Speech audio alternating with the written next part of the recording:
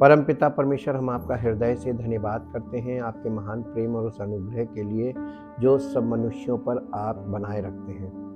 हम परमपिता परमेश्वर आपके महान प्रेम के लिए धन्यवाद करते हैं जो आपने अपने पुत्र के बलिदान के द्वारा प्रकट करके समस्त मानव जाति के उद्धार का जरिया बनाया। प्रभु, उसे मार्ग बनाया ताकि उसके द्वारा हम उद्धार पाकर आपके राज्य के वारिस बने। हम आपका धन्यवाद करते हैं। आपके पवित्र वचनों के लिए आपका धन्यवाद करते हैं। पवित्र आत्मा की अगुवाई के लिए आपका धन्यवाद करते हैं और ये विनती करते हैं पिता परमेश्वर के जितने लोग कलीसिया में जुड़ते जा रहे हैं, इन सब का जीवन प्रभु की महिमा में प्रकट हो और प्रभु की महिमा का कारण बने, ताकि हम सब के द्वारा आपकी महिमा हो और सारा आदर सारी महिमा आपको मिले। इस प्रार्थना को आपके इकलौते पुत्र प्रभु यीशु मसीह के नाम से मांगते हैं, आमीन। Praise the Lord. हम परमेश्वर का धन्यवाद करते हैं लाइट ऑफ लाइफ एपिसोड 73 के लिए। आज हम लोग 73 भाग में इसी अध्ययन में आगे बढ़ेंगे। The year of the Lord, प्रभु का वर्ष। जब हमने कल आपको जैसे बताया था बिब्लिकल कैलेंडर और प्रोफेटिक कैलेंडर। बाइबल का कैलेंडर का मतलब बाइबल की भविष्यवाणियों का कैलेंडर, और कैलेंडर का मतलब होता है कि उन इवेंट्स का कब कब कैसे कैसे होगा और कब कब क्या क्या होगा, इसी को कैलेंडर बोलते हैं। ये शेड्यूल है। इन द ओल्ड टेस्टमेंट, आज हम इस अध्ययन की शुरुआत करेंगे the year of the Lord, लूका रचित सुसमाचार उसका 4 अध्याय और उसके 18 और 19 पद को कोई मेरे लिए पढ़ दे। प्रभु का आत्मा मुझ पर है, इसलिए कि उसने, किसने? प्रभु ने कंगालों को सुसमाचार सुनाने के लिए मेरा अभिषेक किया है और मुझे इसलिए भेजा है कि बंदियों को छुटकारे का और अंधों को दृष्टि पाने का सुसमाचार प्रचार करूं और कुचले हुओं को छुड़ाऊं और प्रभु के प्रसन्न रहने के वर्ष का प्रचार करूं। ये भविष्यवाणी आपको याद होगा, अगर कल मैंने आपसे यशाया नबी की पुस्तक उसके 61 अध्याय के पहले और दूसरे पद को पढ़वाया था, ये वहां लिखी हुई है। इस भविष्यवाणी को आप इसमें घर में जाके पढ़िएगा। लूका में जहां आप पढ़ रहे थे, यीशु मसीह जब पवित्र आत्मा से परिपूर्ण होकर अपनी सेवकाई शुरू करी, तब एक दिन ये आराधनालय में गया, यहूदी आराधनालय में जिसे सिनेगॉग बोलते हैं, और यहूदी सभा में, और वहां पर उसको यशाया नबी की पुस्तक दी गई और वहां पर उसने उस पुस्तक से खोल के इसी बात को, यशाया नबी की पुस्तक के 61 अध्याय उसके पहले दूसरे पद को खुद खड़े होके खुद ढूंढा, निकाला और पढ़ा। और जब वो ये पढ़ा और पढ़ने के बाद उसने कहां तक पढ़ा, अब आप इसको यशाया नबी की पुस्तक में चलिए, उसके पहले और दूसरे पद को पढ़िए। 61 अध्याय पहला और दूसरा पद। प्रभु यहोवा का आत्मा मुझ पर है, क्योंकि यहोवा ने सुसमाचार सुनाने के लिए मेरा अभिषेक किया है और मुझे इसलिए भेजा है कि खेदित मन के लोगों को शांति दूं, कि बंदियों के लिए स्वतंत्रता का और कैदियों के लिए छुटकारे का प्रचार करूं, कि यहोवा के प्रसन्न रहने के वर्ष का और हमारे परमेश्वर के पलटा लेने के दिन का।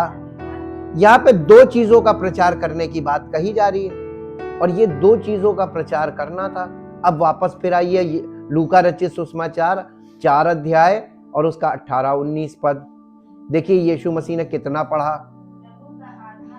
प्रभु का आत्मा मुझ पर है, इसलिए कि उसने मुझे कंगालों को सुसमाचार सुनाने के लिए मेरा अभिषेक किया है और मुझे इसलिए भेजा है कि बंदियों को छुटकारे का और अंधों को दृष्टि पाने का सुसमाचार प्रचार करूं और कुचले हुओं को छुड़ाऊं और प्रभु के प्रसन्न रहने के वर्ष का, और आगे जो लिखा था पलटा लेने के दिन का, वहां पे दो चीजें एक साथ लिखी हैं और प्रभु ने एक पार्ट पढ़ा और एक पार्ट छोड़ दिया।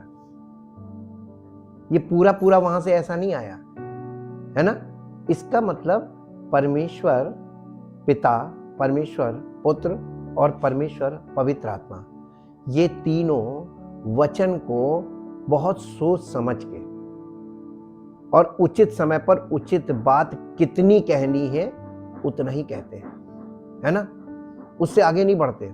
जब प्रभु अपने वचन को एकदम ऐसे लेके चलता है कि कहां तक हमें अभी बताना है, और होनी दोनों बातों का प्रचार था।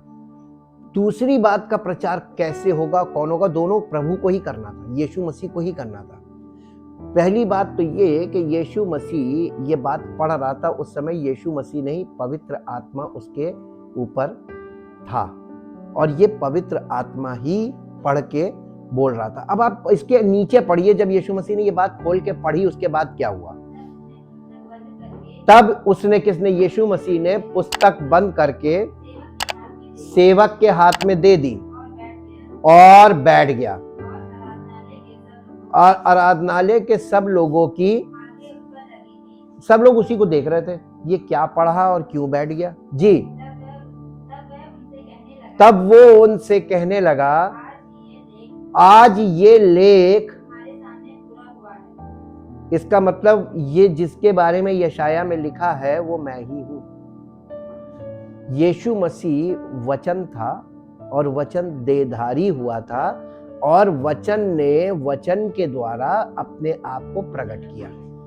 इसी को कहते हैं कि प्रभु ने उन लोगों के बीच में अपने आप को प्रकट किया। फिर भी नहीं पहचाने। उसने कहा ये लेख आज तुम्हारे सामने पूरा हो गया। इसका मतलब जिसके विषय में ये लिखा है और जिसके जो के ये काम करेगा वो मैं ही हूं। लेकिन मुंह से नहीं बोला उसने वचन के द्वारा अपने आप को प्रकट किया। प्रभु आज हमारे बीच में अपने आप को वचन के द्वारा लगातार प्रकट कर रहा है कि ये सब जो मेरे विषय में लिखा मैं ही हूं।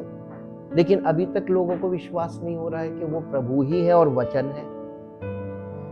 अब इसके बाद उसने जब ये बात बोली तो ये दो भाग जो है, ये प्रभु यीशु मसीह की फर्स्ट कमिंग में प्रभु के प्रसन्न रहने के वर्ष का प्रचार होना था और उसकी सेकंड कमिंग में प्रभु के पलटा लेने के दिन का प्रचार होगा। यानी जब यीशु मसीह, तो ये पेंतेकुस्त के दिन से जब पवित्र आत्मा उतरा, पवित्र आत्मा प्रभु के पलटा लेने के दिन, द डे ऑफ जजमेंट, उसके न्याय के दिन के विषय में प्रचार करेगा। कौन? पवित्र आत्मा। आज पवित्र आत्मा आप कैसे पहचानेंगे? प्रभु को कैसे पहचाना? वचन से। पवित्र आत्मा को भी आप वचन से ही पहचानेंगे। जो आत्मा प्रभु के न्याय के दिन के विषय में प्रचार नहीं करती, वो मसीह का आत्मा नहीं है, क्योंकि वो आपको यही बताने आएगा कि प्रभु आ रहा है न्याय करने। यीशु मसीह की सेकंड कमिंग फॉर जजमेंट है। वो एज ए किंग आ रहा है, नॉट एज अ लैम। यहाँ पे वो मेमने के रूप में आया था और प्रभु के प्रसन्न रहने के वर्ष का प्रचार करना था उसे। अब आपको ये पता करना है the year of the Lord, प्रभु का वर्ष का मतलब क्या है। आपको हम आज एक ऐतिहासिक बात बताते हैं कि पुराना नियम है उसमें जो डेट पड़ती थी, पुराने नियम का जो समय था वो बीसी कहलाता था। बीसी काल, और दो ही काल है, बीसी और एडी। बीसी का मतलब होता है बिफोर क्राइस्ट, मसीह के पहले का युग, और एडी का मतलब है एन्नो डोमिनी, ये लैटिन वर्ड है, एन्नो डोमिनी। और एन्नो डोमिनी का मतलब होता है प्रभु का वर्ष। प्रभु का वर्ष, एन्नो डोमिनी। और ये एडी अब कौन सा युग चल रहा है? बीसी चल रहा है कि एडी चल रहा है? एडी चल रहा है। 2022 एडी खत्म होने वाला है और 2023 एडी शुरू होने वाला है। तो प्रभु का वर्ष तो चल ही रहा है। कहां से? एडी, जहां से मसीह का पुनरुत्थान हुआ है, पुनरुत्थान के बाद से एडी पीरियड चल रहा है। यीशु मसीह का जन्म बीसी काल में हुआ था, लेकिन पुनरुत्थान, मृत्यु और पुनरुत्थान एडी काल में हुए और यहीं से काल विभाजित हुआ।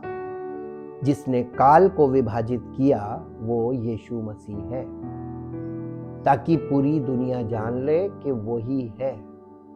ईयर ऑफ द लॉर्ड, यानी ये उसी का समय चल रहा है। अब इस समय को पूरा करने वो आ रहा है, न्याय करने, कि इस काल में लोगों ने क्या क्या किया, किस उद्देश्य से किया, कैसे किया, इन सब बातों का न्याय वो आके करेगा और फिर वो अपने राज्य को बढ़ाने का काम करेगा और उसको इस पृथ्वी पर स्थापित करके चलाने का काम करेगा। मिलीनियन रेन, यानी जो 1000 वर्ष का प्रभु का राज्य है, उसके लिए वो आएगा। खैर, अब हम लोग इस विषय को आगे बढ़ के देखते हैं कि the spirit of the Lord is on me because he has anointed me to preach good news to the poor. He has sent me to proclaim freedom for the prisoners and recovery of sight for the blind, to release the oppressed, to proclaim the year of the Lord's favor. प्रभु के प्रसन्न रहने के वर्ष का मैं प्रचार करूं। तो ये प्रचार यीशु मसीह ने शुरू किया। इसी को सुसमाचार का प्रचार बोलते, जो यीशु मसीह ने शुरू किया। In the Old Testament we find that new years were of major spiritual importance. पुराने नियम के समय में हम इस बात को देख सकते हैं कि जब साल बदलता था, एक नया साल आता था, जब नए साल का दिन आता था तो एक बहुत बड़ा इवेंट हुआ करता था। ठीक, अब ये था बोल रहे हैं, ये पुराने नियम का तरीका था। हाँ, और in the Old Testament we find that new years were of major spiritual importance. No such view can be found in the New Testament. लेकिन नए नियम में ऐसा कोई चीज आपको देखने को नहीं मिलेगी। क्यों? वहां नया साल आता था, एक बहुत बड़ा जश्न, बहुत बड़ी वो। आज आप जो दुनिया में देख रही हैं, ये सब पुरानी नियम की दुनिया चल रही है। नए साल का जश्न क्यों मना रहे हो? जब ईयर ऑफ द लॉर्ड चल रहा है, प्रभु का ही वर्ष चल रहा है, प्रति वर्ष हर वर्ष प्रभु का ही वर्ष है, तो फिर जश्न किस बात का? तो ये जो चल रहा है सब सांसारिक तरीके से चल रहा है ना? पैटर्न ऑफ द वर्ल्ड है। और प्रभु के नए नियम में क्या लिखा हुआ है? इस संसार के सदृश ना जियो।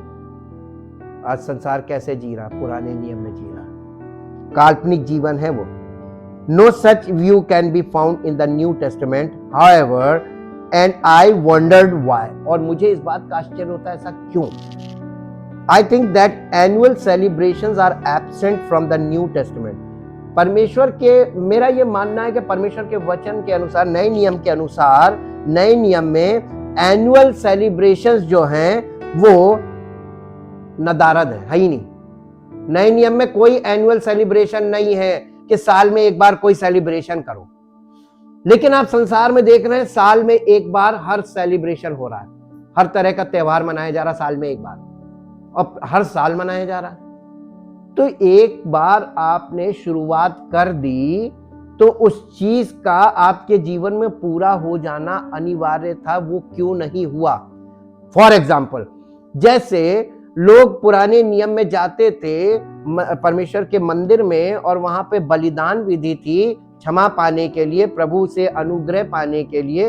तो वो जाते थे वहां पे और बलिदान करते थे, जानवर खरीदते थे, उसको बलि करवाते थे, फिर उसका लहू अंदर लगाया जाता था, फिर वो हमको आके उस चीज के लहू को लगाता था और कहता था प्रभु ने तुम्हारे पाप क्षमा किए।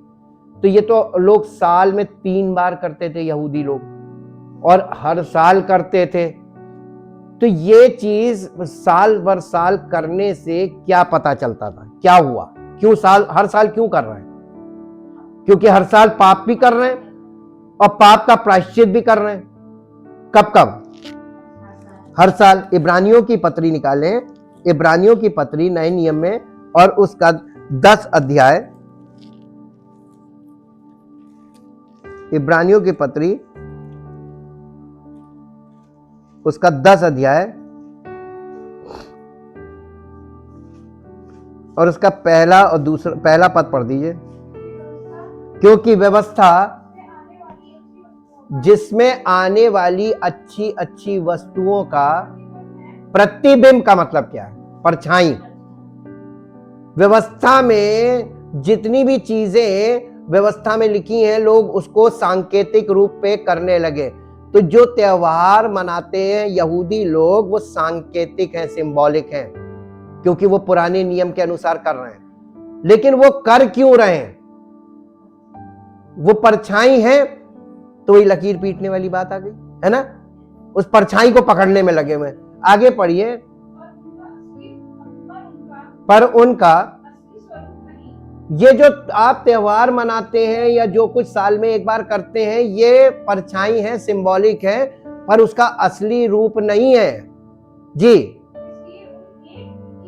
इसलिए उन एक ही प्रकार के बलिदानों के द्वारा जो प्रतिवर्ष अचूक चढ़ाए जाते हैं, पास आने वालों को कभी भी, कदापि का मतलब कभी भी सिद्ध नहीं कर सकती। शुद्ध नहीं लिखा है, सिद्ध। सिद्ध का मतलब उन्हें उस चीज से कि बार बार ना करना पड़े, एक बार किया और आगे बढ़ गए।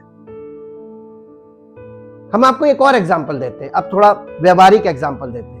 पहले क्या होता था कि 2 व्हीलर है, स्कूटर, मोटरसाइकिल, इन सब का हर साल एक बार रोड टैक्स जाता था, सालाना। साल में एक बार रोड टैक्स जमा होता था। धीरे धीरे धीरे धीरे गवर्नमेंट ने कहा कि साल में एक बार इनसे लेते हैं। हाँ, उस समय आधे से ज्यादा गाड़ियां जो हैं वो कबाड़ में चली जाती, जिनको रोड टैक्स देना था वो गया। तो अब क्या नियम आ गया कि गाड़ी खरीदते समय आपको 1 टाइम रोड टैक्स देना पड़ता है, उसके बाद फिर आपको रोड टैक्स कभी नहीं देना। तो 1 टाइम का मतलब ये कि एक बार गाड़ी खरीदते समय ले लिया, बस छुट्टी। प्रभु ने भी तो ऐसे ही किया। प्रभु ने बॉर्न अगेन होते ही हमको पवित्र आत्मा दे दिया ताकि दोबारा इसको बलिदान और ये सब करने की जरूरत ही ना पड़े।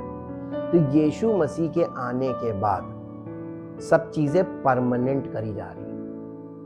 प्रभु के वर्ष का मतलब जिसमें वो हर साल वो लोग जो प्रभु में आ रहे हैं वो सब परमानेंट साइड जाएं, ये उनको हर साल कुछ ना करना पड़े। और दुनिया में सब कुछ सालाना चलता रहेगा, सारी चीजें दुनिया में इवेंट्स सालाना चल रहे हैं। लेकिन नए नियम में सालाना कुछ नहीं है, कोई सेलिब्रेशन सालाना नहीं है। एक बार सेलिब्रेशन, आपका प्रभु में आ जाना, आप प्रतिदिन सेलिब्रेट कीजिए, डेली सेलिब्रेशन है, एनुअल है ही नहीं। अब आपको संडे वाली मेरी बात और भावना क्लियर हो गई, क्यों कहा था। जब आपका जीवन नए नियम के अनुसार चलने लगेगा तो आप प्रतिदिन आपका बड़ा दिन है। तब आपको साल में एक बार अपनी खुशी व्यक्त करने की जरूरत नहीं है।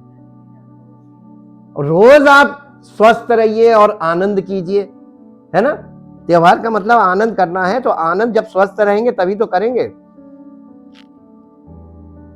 I think that annual celebrations are absent from the New Testament because the focus shifts to what is truly important.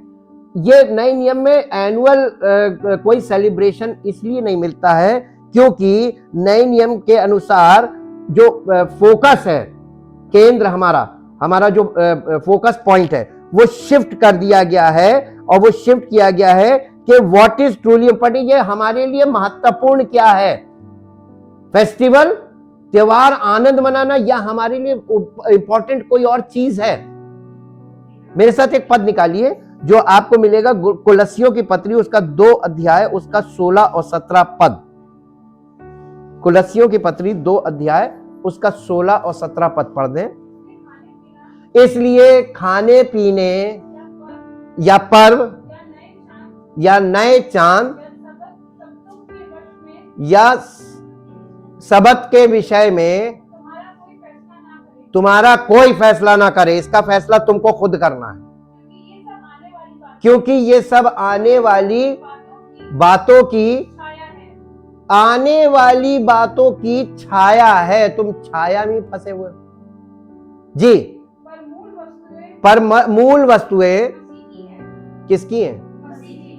और तुम किसके हो ना। ये कहना, इसका मतलब आपको समर्पित होना है, इन सब चीजों में, त्योहारों में नहीं फंसना है। साल में एक बार सेलिब्रेशन की तैयारी नहीं करनी है। आप मसीह में आ गए तो प्रतिदिन जाएगा उत्सव में रहेंगे रोज, और तब दुनिया आपको चौंकेगी, कहेगी अरे हम लोग तो परेशान है, ये तो मस्त है, ये आनंद मना रहा है, ये उत्सव मना रहा है। आप प्रतिदिन उत्सव मनाने के लायक बनेंगे तभी तो प्रतिदिन उत्सव मनाएंगे। ये थोड़ी ना कि जादू हो जाएगा। प्रभु जादू नहीं करता है, प्रभु वास्तविक कार्य करता है। क्या करता है? ये बातें, ये जो पद अभी पढ़ा है, ये एक्सप्लेन करती that the feast days and festivals were a shadow of the things that were to come. ये जो पुराने नियम में, लेवी व्यवस्था में जो हमको पर्व बताए जा रहे हैं, ये आने वाली बातों की छाया थी, लेकिन इसका मूल तत्व कौन था? मसीह। और इन पर्वों के द्वारा हमें मसीह को देखना था। लोग पर्वों में इतना मस्त हो गए कि मसीह को भूल गए। अब आप बताइए, पर्व में आपको मसीह छोड़ सब कुछ मिलेगा। हाँ, मसीह छोड़ सब कुछ मिलेगा। क्रिसमस में आप देख लीजिए, सेंटा क्लॉज मिलेगा, डेकोरेशन मिलेगा, ट्री मिल जाएगा जो कि बाइबल में कहीं नहीं है, सब कुछ मिलेगा, लेकिन मसीह कहीं नहीं मिलेगा। मसीह व्यवहार कहीं नहीं मिलेगा, मसीह प्रेम नहीं मिलेगा। बाकी सब कुछ मिलेगा, डेकोरेशन मिलेगा, खाने पीने की बातें होंगी, कपड़े लत्ते होंगे, सब कुछ होगा, उछल कूद डांस सब कुछ होगा, कैरल सिंगिंग होगी, लेकिन मसीह नहीं होगा। मसीह की पहचान प्रेम से है। मसीह प्रेम, निस्वार्थ प्रेम, वो कहां है? तो कौन सी खुशी मना रहे? और साल दर साल जैसे वो बलिदान चढ़ाते हैं, या साल दर साल आप त्योहार मना रहे, एक ही बात। त्योहार के पीछे का रीजन क्या था? परमेश्वर ने अपने पर्व क्यों दिए थे? उन पर्वों के पीछे वो छाया थी, उसके पीछे मूल तत्व मसीह था। और लोग मूल तत्व छोड़ के छाया लेकर चलने लगे, परछाई में चल रहे, परछाई पकड़ रहे। कभी कोई परछाई को पकड़ पाया? लकीर पीट रहे। जो पहले के लोग कर रहे थे, जो आज भी लोग कर रहे हैं, ऐतिहासिक तौर पर आप क्रिसमस में घुस जाते हैं, कल्पना करने लगते हैं। आपको मालूम था यीशु मसीह का जन्म बीसी काल में हुआ था, डेट किसी को नहीं मालूम, परमेश्वर ने गुप्त किया। और आपको यह भी मालूम होना चाहिए, परमेश्वर के वचन में लिखा, व्यवस्था में परमेश्वर ने जिन बातों को गुप्त किया है, यह परमेश्वर की योजना है। जो चीजें उसने गुप्त की हैं, वो उसने योजना के अंतर्गत गुप्त की हैं। और जो उसने प्रकट किया है, वो भी उसकी योजना है। तो उसने मनुष्य को जितना प्रकट किया है, उतने को वो समझो और उसके अनुसार करो। जो गुप्त है उसे गुप्त रहने दो, क्योंकि परमेश्वर ही है जो गुप्त बातों को प्रकट करता है उचित समय पर। गॉड्स अपॉइंटेड टाइम, वो अपने नियुक्त समय पे सब चीजें प्रकट करेगा। लेकिन जो प्रकट नहीं किया गया, उसको तुम प्रकट क्यों कर रहे हो? जब यीशु मसीह इस पृथ्वी पर था, सेवकाई कर रहा था, तो उसने अपने आप को कभी किसी पर प्रकट नहीं किया। क्यों नहीं किया? लोग बड़े उत्सुक थे मसीह के लिए, आज नहीं है, उस जमाने में थे। पता कैसे चलता? सामरी स्त्री से जब यीशु मसीह बातें कर रहा था, तो सामरी स्त्री उससे कहने लगी कि मुझे मालूम है कि ख्रीस्त आएगा, और जब ख्रीस्त आएगा तो वो हमें सब सच्चाई बताएगा। इसका मतलब वो ख्रीस्त के आने का इंतजार कर रही थी, यहूदी स्त्री थी, और ये भी जानती थी कि जब वो आएगा तो हमें सब सत्य बताएगा। और यीशु मसीह उसी से बातें कर रहा था, है ना? उसे पता नहीं चला, वो उसको पहचान नहीं पाई। लेकिन यीशु मसीह ने प्रकट क्यों नहीं किया? कर तो रहा था, उसकी बातों से ही वो, अपने वचन से ही अपने आप को प्रकट करेगा। पहली बार आप उसके वचन से नहीं पकड़ पाई, वो कितना वचन को जानती थी, है ना। आपके सामने प्रभु प्रकट होगा, वचन के, आप वचन की जानकारी सही होगी तभी वो आप उसको पहचान पाएंगे, वरना आप किसी गलत को प्रभु मान लेंगे। वचन का आपको प्रकट होना, यानी वचन की जानकारी, सही जानकारी होना प्रभु को पहचानने के लिए अत्यंत आवश्यक है कि नहीं। अब पता चला कि वचन के बिना आप उसे पहचान नहीं पाएंगे, है ना। आराधनालय में उसने कहा, ये आज ये लेख तुम लोगों के देखते हुए पूरा हो गया। कोई नहीं पहचाना, सब सन्नाटे में बैठे रहे। अब देखिए, यीशु मसीह को पतरस ने पहचाना था। कैसे पहचाना था? जब पिता ने उस पर प्रकट किया, है ना। पतरस के ऊपर प्रकट किया। वो तो यीशु मसीह के साथ रहता था, कभी नहीं पहचाना, क्योंकि वो भी वचन से परिचित नहीं था, अच्छी जानकारी वचन की नहीं थी। यीशु मसीह के साथ चल रहा था, लेकिन वो वचन से वाकिफ नहीं था। लेकिन यीशु मसीह के साथ रहते रहते उसको वचन की जानकारी भी हुई, और तब पिता ने जब प्रकट किया तब उसने कहा कि तू जीवते परमेश्वर का पुत्र मसीह है।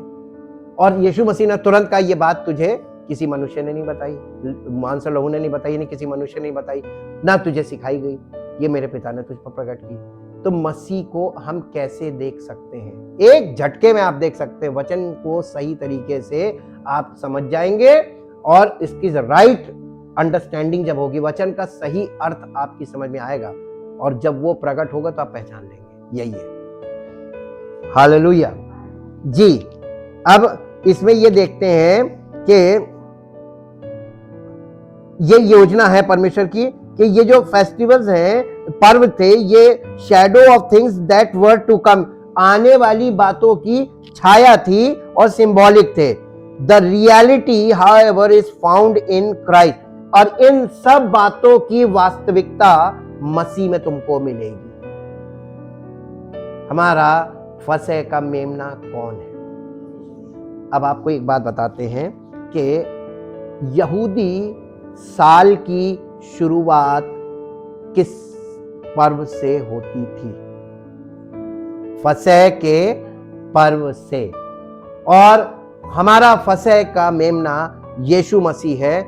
जब वो हम उस बलिदान में हम उसके साथ क्रूसीफाई हो गए। पौलुस ने कहा ना, जैसे हम भी उसकी मृत्यु के समानता में उसके साथ जुट गए, तो हम उसके साथ जी उठने की समानता में अवश्य जुटेंगे।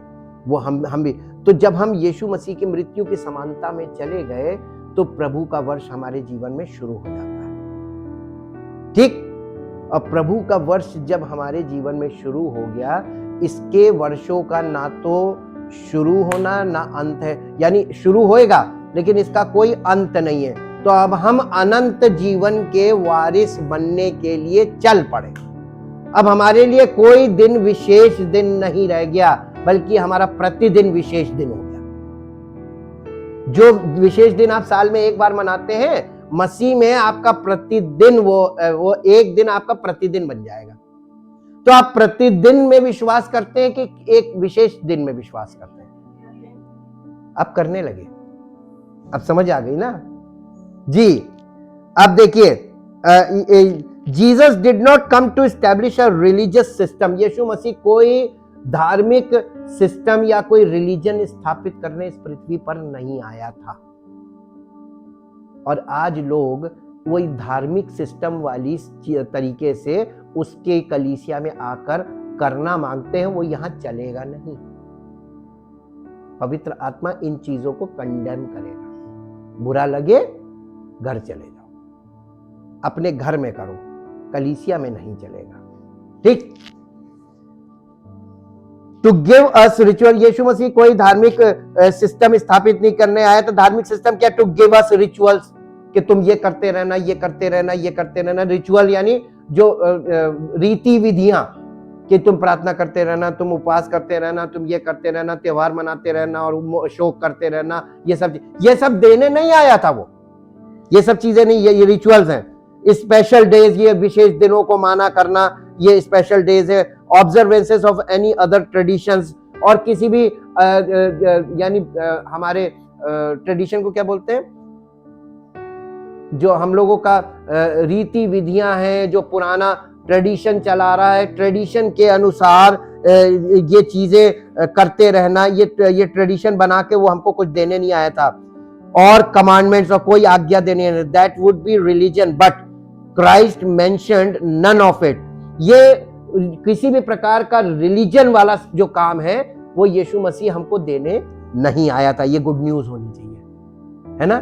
हम तो इनसे पीड़ित हैं और पूरी दुनिया के लोग ये कर रहे हैं, इसका कोई रिजल्ट नहीं है। क्यों?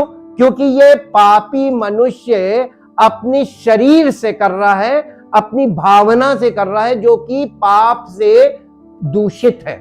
हमारा शरीर पाप से दूषित है, हमारी भावनाएं पाप के कारण दूषित है, हमारे अंदर जो कल्पनाएं वो पाप के कारण दूषित है, हमारी सोच पाप के कारण दूषित है। और हम इन सब चीजों से, जो भावनाओं से जो प्रकट कर रहे हैं धार्मिकता, वो शारीरिक धार्मिकता है, और वो उसको परमेश्वर के वचन के अनुसार कुकर्म बोला जाता है। जो लोग इस तरीके के रिचुअल्स कर रहे हैं वो कुकर्म कर रहे हैं।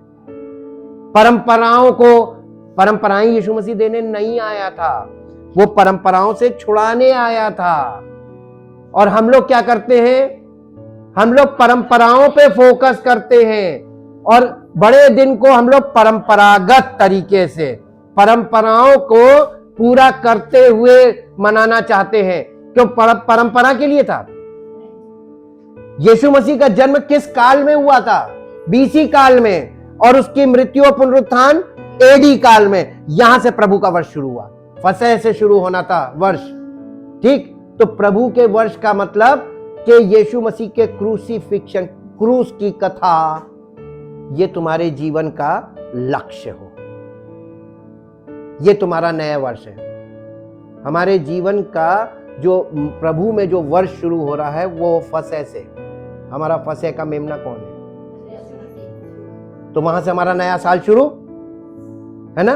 परमेश्वर का कैलेंडर वहां से शुरू हो रहा है, वहीं से हमारा नया साल। और नए नियम में कोई नया साल नहीं है। क्रूसीफिक्शन से लेके आज तक जितने भी वर्ष निकल रहे हैं, हर वर्ष एडी है, एन्नो डोमिनी, प्रभु का वर्ष। तो हम लोग किसके वर्ष में चल रहे हैं? वास्तविक रूप में तो प्रभु के वर्ष में चल रहे हैं, लेकिन व्यक्तिगत तौर पे आप किसके वर्ष में चला? बीसी काल में। बॉर्न अगेन नहीं हुए आप, बॉर्न अगेन नहीं हुए। बॉर्न अगेन का मतलब उस बलिदान के द्वारा उसकी मृत्यु में उसके साथ जुड़ जाना। जब आप उसके लिए सांसारिक बातों के लिए मरे नहीं, तो आप प्रभु में जीवन कैसे पाएंगे? अभी आप सांसारिकता पूरी करने में लगे, सांसारिक बातों में लिप्त हैं, सांसारिक सोच काम करती है, सांसारिक रीति विधियों को पूरा करते हैं। तो आप बीसी काल में हैं कि नहीं है? और विशेष दिनों को मानते हैं, साल में एक बार सारे त्योहार आते हैं, आप सारे त्योहारों को साल में एक बार मनाते हैं, जो छाया मात्र है। मूल तत्व परमेश्वर ने जो पर्व दिए थे, उनके पर्वों का जो मूल तत्व था तो मसीह था। तो फसह का मेमना कौन? तो यीशु मसीह ने आके फसह के पर्व को यहूदियों के लिए पूरा कर दिया था। यहूदी नहीं माने, यहूदी आज भी फसह का पर्व मनाते हैं। तो यीशु मसीह ने पूरा किसके लिए किया? नहीं, उसने समस्त मानव जाति के लिए किया था। तो जब उन्होंने नहीं माना तो अन्य जाति की तरफ मुड़ा। अन्य जाति भी नहीं मान रही। प्रॉब्लम दोनों तरफ वही है, दोनों तरफ वो अपनी अपनी मानसिकता में फंसे हुए। लेकिन जो जितनों ने विश्वास किया वो लज्जित नहीं होंगे, अगर आपका विश्वास वचन के आधार पर है, आप सच्चाई को समझ गए हैं तो। अब हम लोग when we look the things, एक मिनट, हमने इस चीज को देखा। Christ mention none of the like, एक minute, annual celebrations are absent from the New Testament because of focus shifts to what is truly important. नए नियम में ये कोई चीज विशेष दिन नहीं है, कोई विशेष त्योहार नहीं है, कुछ नहीं है। इसका कारण कि प्रभु का वर्ष चल रहा है। और जब प्रभु का वर्ष चल रहा है तो आप प्रभु में नहीं है तो आपके लिए तो कुछ नहीं है, लेकिन जो प्रभु में है वो प्रतिदिन जय के उत्सव में चल रहा है। किसी के जीवन से आप प्रेरित हो जाएंगे जो प्रतिदिन जय के उत्सव में है, उसको देखकर आप समझिए कि ये क्यों नहीं कर रहा है। ज्यादा लोग वो कर रहे हैं जो आप कर रहे हैं, और रेयरेस्ट ऑफ रेयर केस में वो आपको दिखेगा जो कोई नहीं कर रहा है, और जैसा परमेश्वर के वचन में लिखा करना चाहिए। और यही चीज यीशु मसीह हमको पूरा करने आया था। Some people like a liturgical style of worship with special trappings and garments, but Jesus has never required them of us, and let's be clear about it. They do not save. They mean something to individuals, but they are meaningless to God. यानी लोग तरह तरह से ऐसी वस्त्रों को धारण करके आराधना करो, हाँ, याजकों के वस्त्र पहनकर ये करो, ये सब कुछ भी करके वो ऐसा कुछ भी नहीं कर रहे हैं। यीशु मसीह ये सब चीजें करने और करवाने के लिए नहीं आया था।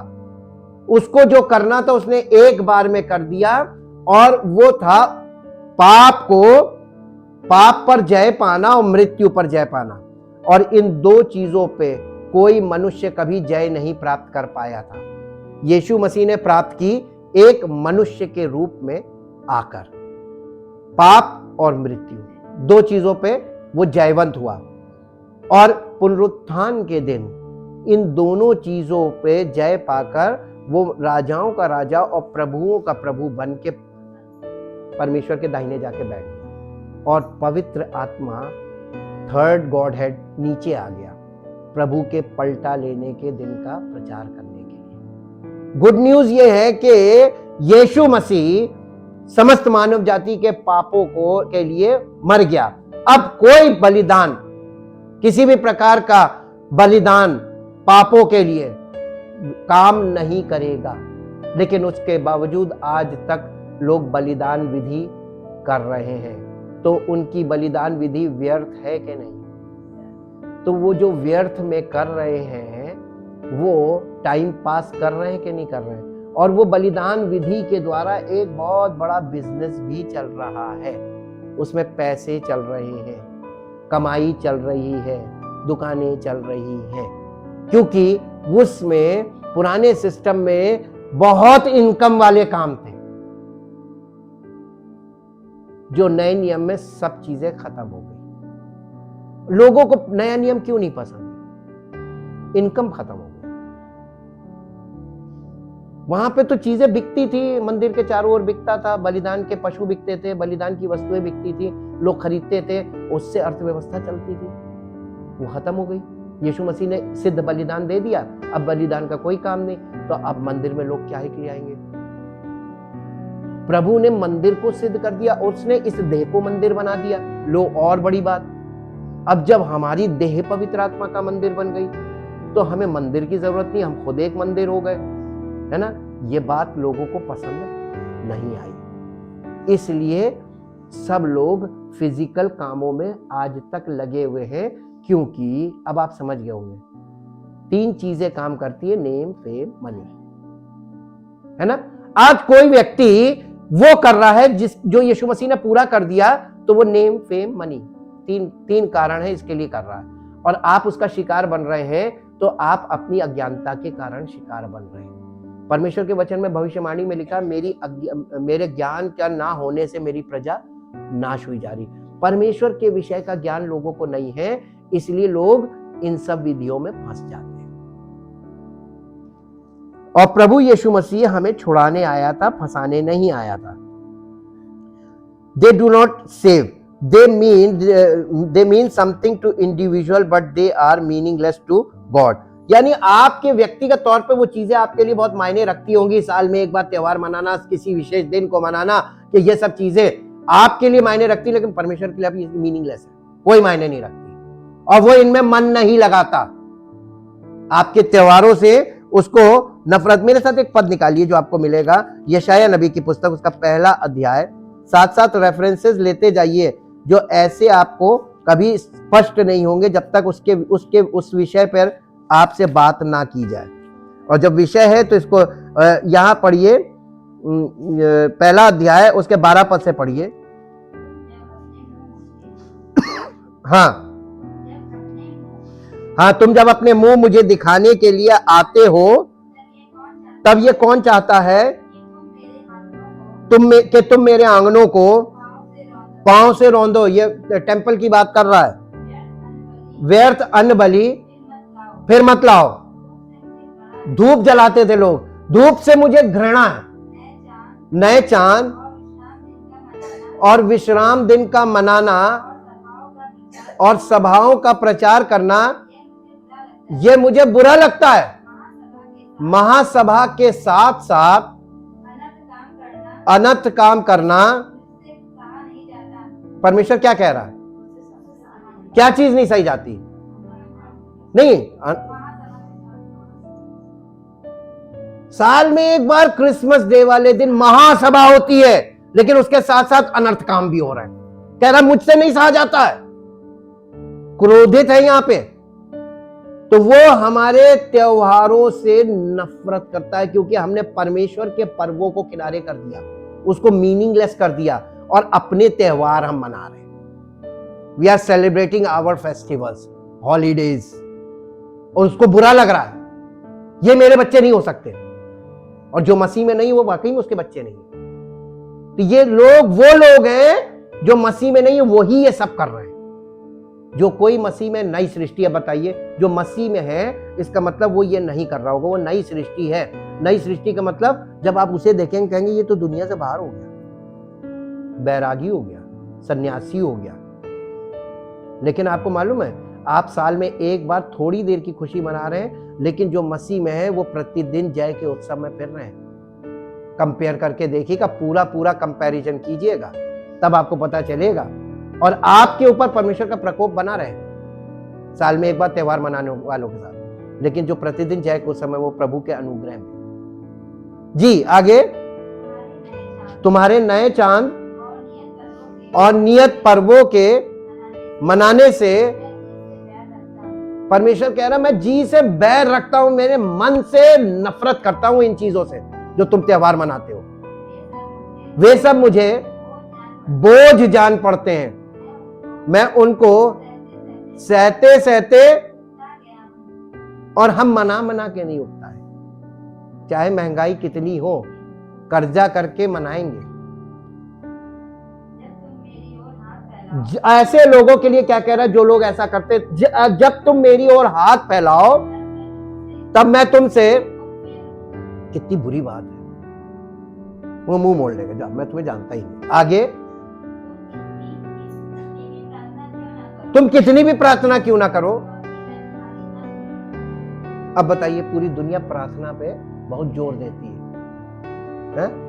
कह रहा तुम जितनी प्रार्थना करो, मैं मुंह भी घुमा लूंगा, मैं सुनूंगा, कान भी बंद कर करो। इसका मतलब परमेश्वर क्या कह रहा है? त्योहार मत मनाओ, प्रतिदिन आनंदित होने वाले त्योहार में शामिल हो जाओ। फसह के मेमने के साथ प्रभु के वर्ष में शुरुआत कर दो। हालेलुया। प्रभु का वर्ष कौन सा है? हर साल प्रभु का ही वर्ष है। आपको हर साल वो मौका दे रहा है। काश इस साल इस व्यक्ति के जीवन में परिवर्तन हो जाए, ये प्रभु के वर्ष में आ जाए।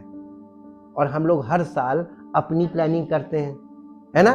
तो इधर मार पड़ती रहेगी सांसारिक तौर पर, वास्तविक में, और जो प्रभु में होंगे वो आनंद मनाएंगे। देखिए कैसे अलग अलग कर रहा है, स्पिरिचुअल वर्क चल रहा है, साथ साथ चलेगा। और ये for the children of God, परमेश्वर के बच्चों के लिए, passover for example is not one day a year. ये जो फसह का पर्व है, ये परमेश्वर के बच्चों के लिए एक दिन का पर्व नहीं है, साल में एक बार का पर्व नहीं है। Christ our Passover lamb has been sacrificed, therefore let us keep the festival with the bread of sincerity and truth। पहला कुरिन्थियों 5 अध्याय उसका 7 और 8 पद पढ़े, तब आपको पता चलेगा कि प्रभु का वर्ष, आप प्रभु के वर्ष में है या अभी बाहर है। आप सब पुराना खमीर निकाल कर अपने आप को ये पुराने रीति विधियां जो तुम्हारे अंदर फिक्स हो गई माइंड में, पुराना नियम, बीसी काल की विचारधारा, ट्रेडिशन, इसे निकाल कर अपने आप को शुद्ध करो कि नया गुंदा हुआ आटा बन जाओ, ताकि तुम अखमीरी हो, क्योंकि हमारा भी फसे जो मसीह है वो बलिदान हुआ है। सो आओ हम उत्सव में आनंद मनाएं, ना तो पुराने खमीर से, ना बुराई और दुष्टता के खमीर से, परंतु सिधाई और सच्चाई की अखमीरी रोटी का मतलब क्या है? सिधाई और सच्चाई।